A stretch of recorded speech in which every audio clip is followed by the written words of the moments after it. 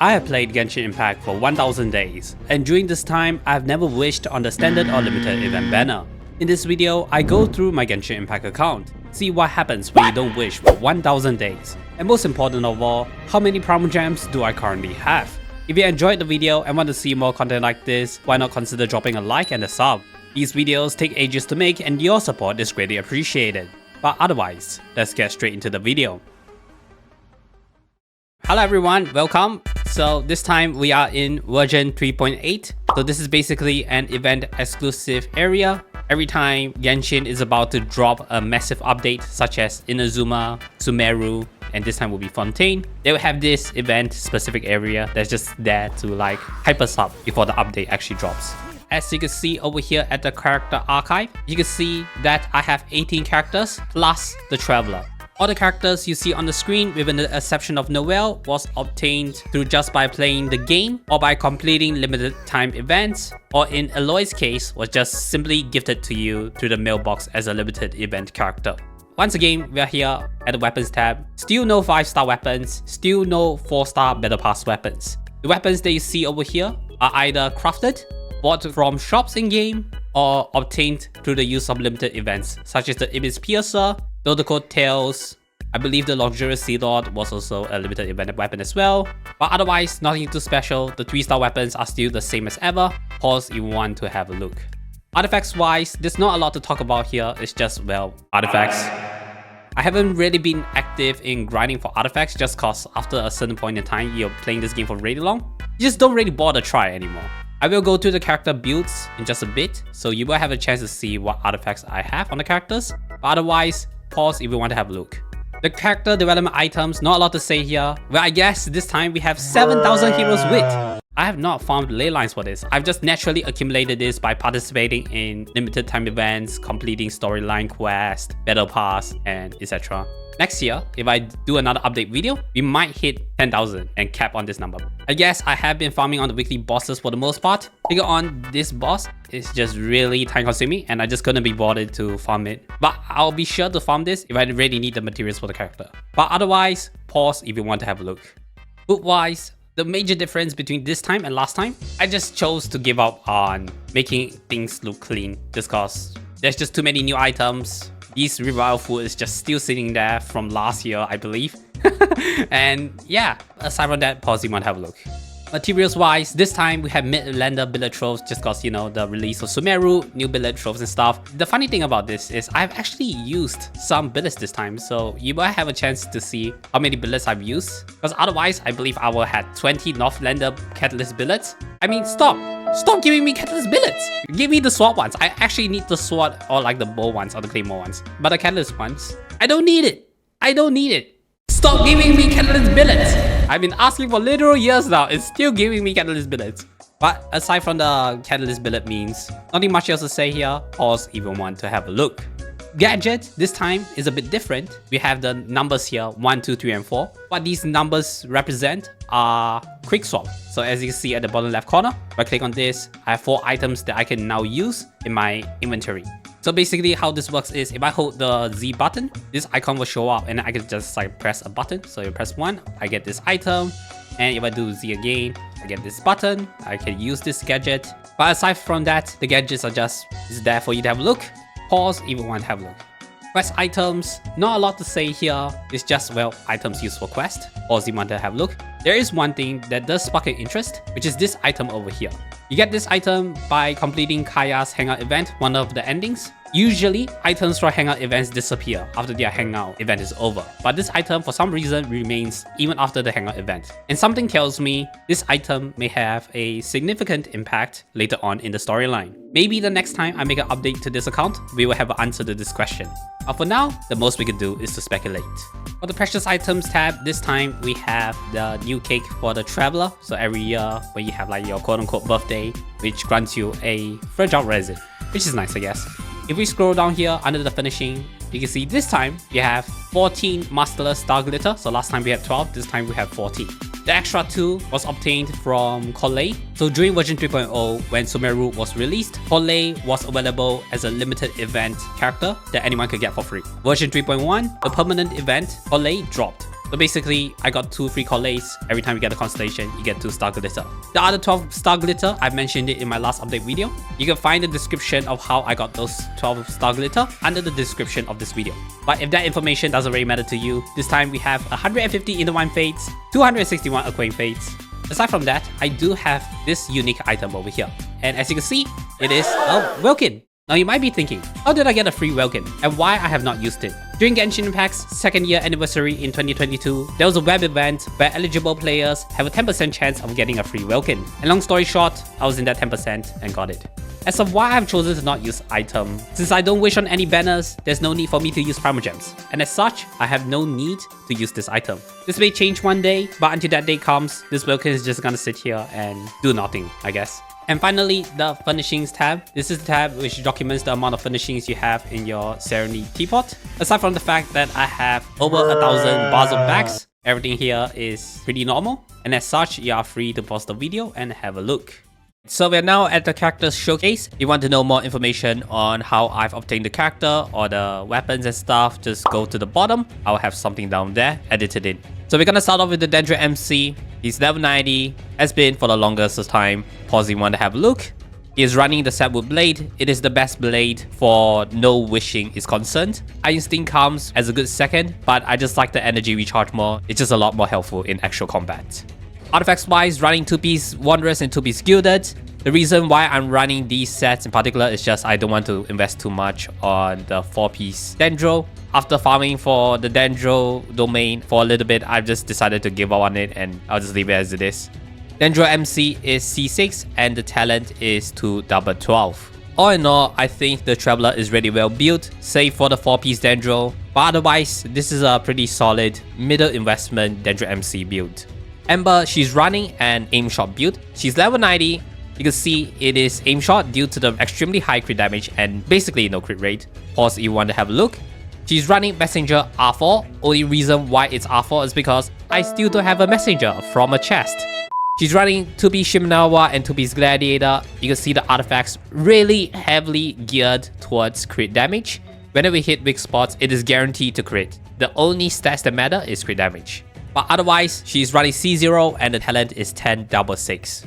Kaeya is level 90, running a physical build. As you can see over here, physical damage is over 100. Running Prototype Roncore R5.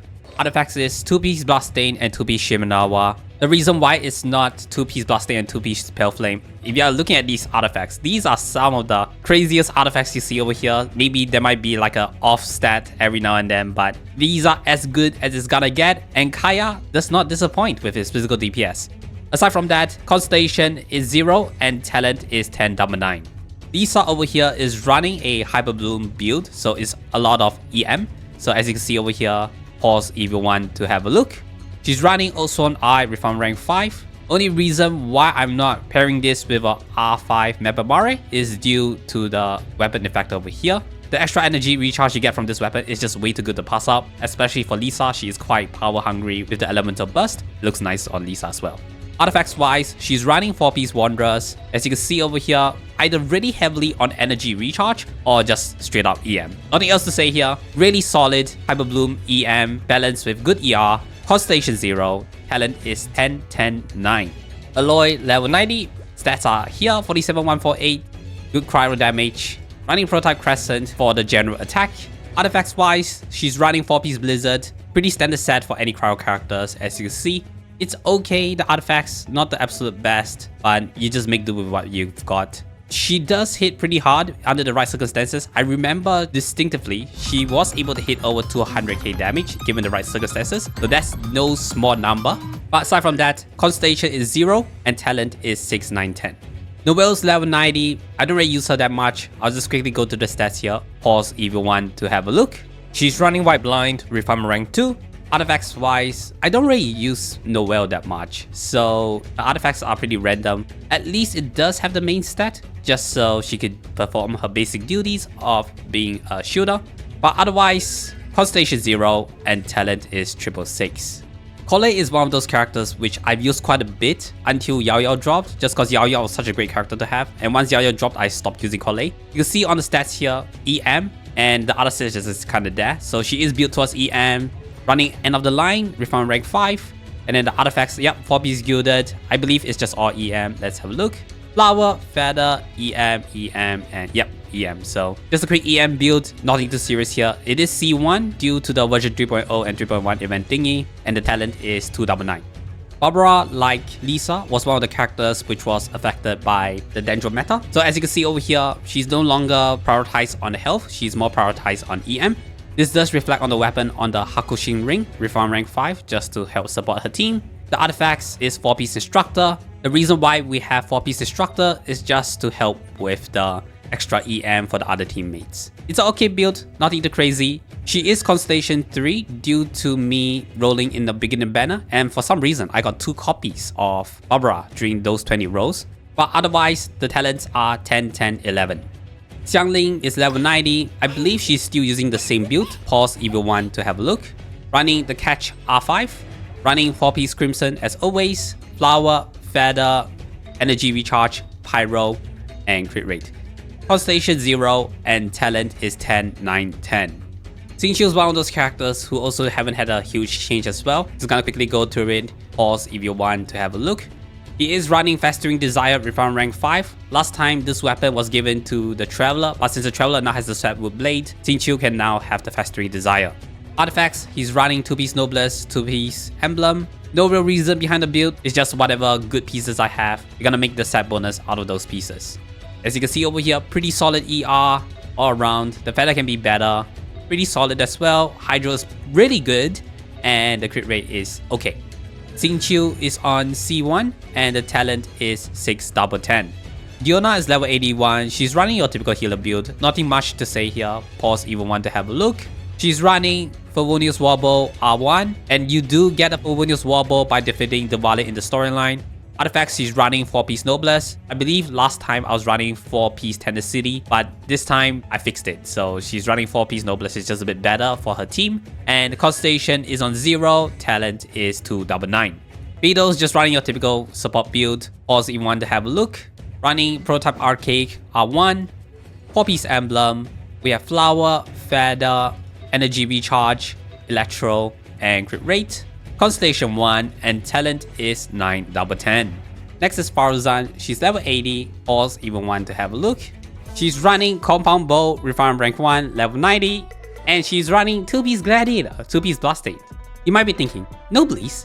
That's not how you're supposed to be a Faruzan. Isn't she supposed to be an Animo driver? Now let me show you something real quick.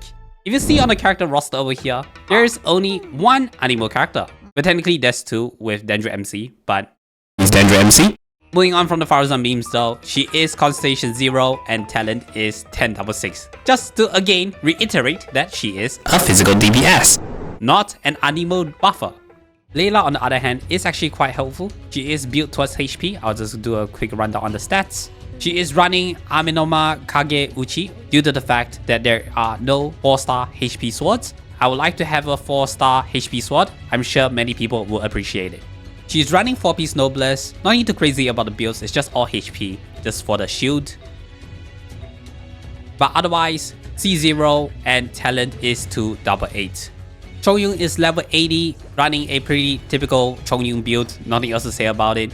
Luxurious Sea Lord R5, level 90. He's running 2-piece Noblesse, 2-piece Gladiator. You have a look at the stats here, pretty solid for the most part, but otherwise nothing much else to say about Chongyun. It's C0 and talents 6 double 10.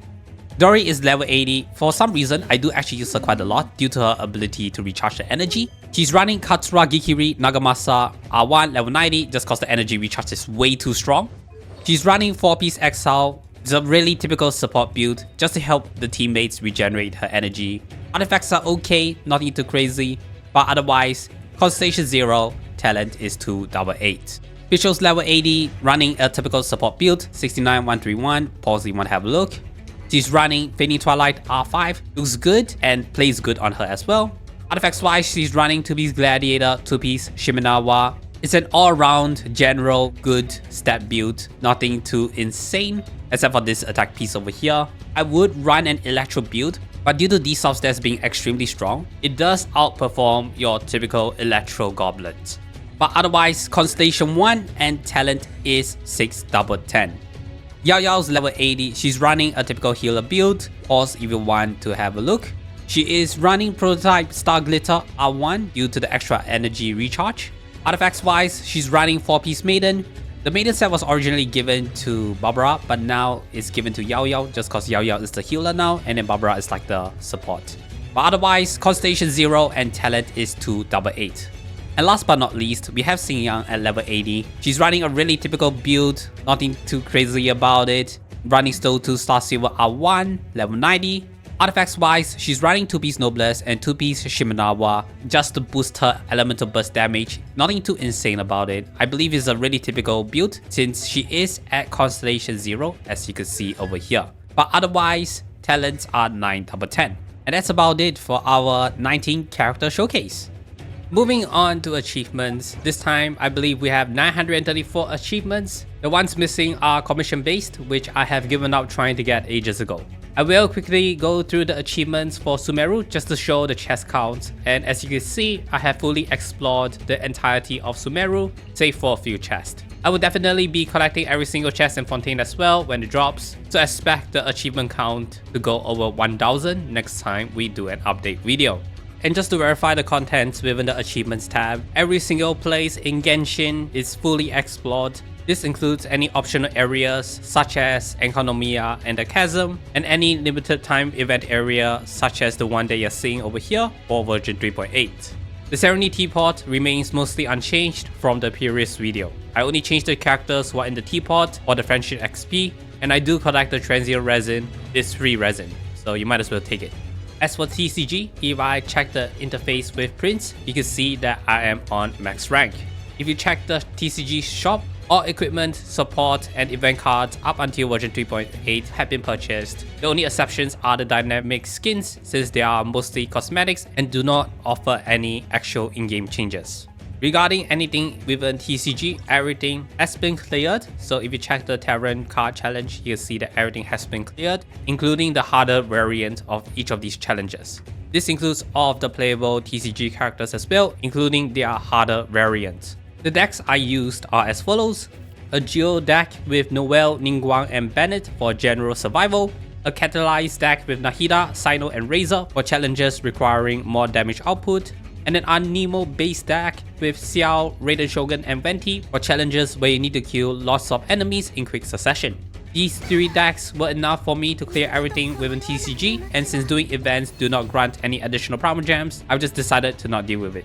Touching quickly on the Battle Pass, still the same mode, I have been able to clear every single iteration of the Battle Pass since most of it is just you need to be active in the game, and I am active enough to clear it every single time. The only thing to note is I have not bought the Battle Pass. At this stage of the game, I don't really need the Battle Pass weapons anymore. It is just what it is, and that's about it for the Battle Pass. Fire Abyss has been an interesting one. I now stopped playing after floor 11. If you see over here, 9s to 11 all cleared, but floor 12, I don't have any stars on it. If I check on the challenge summary here, as you can see, past a certain point, I've just simply given up on trying to go for floor 12. So usually I will have like 30 plus stars. Nowadays, I'm just on 27 or even 25.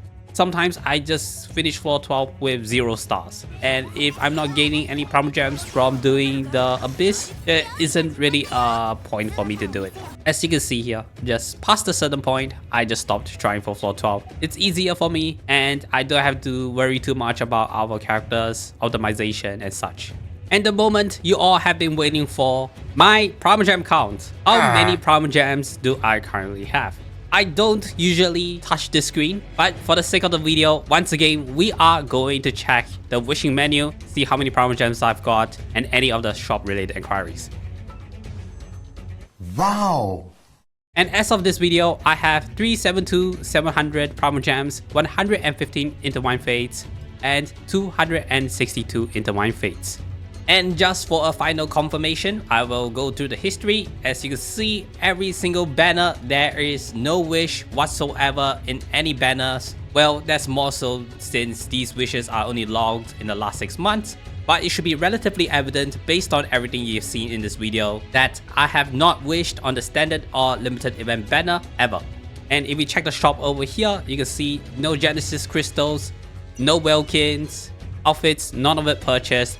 And if we look at the crystals here, these purchases are still on their bonuses.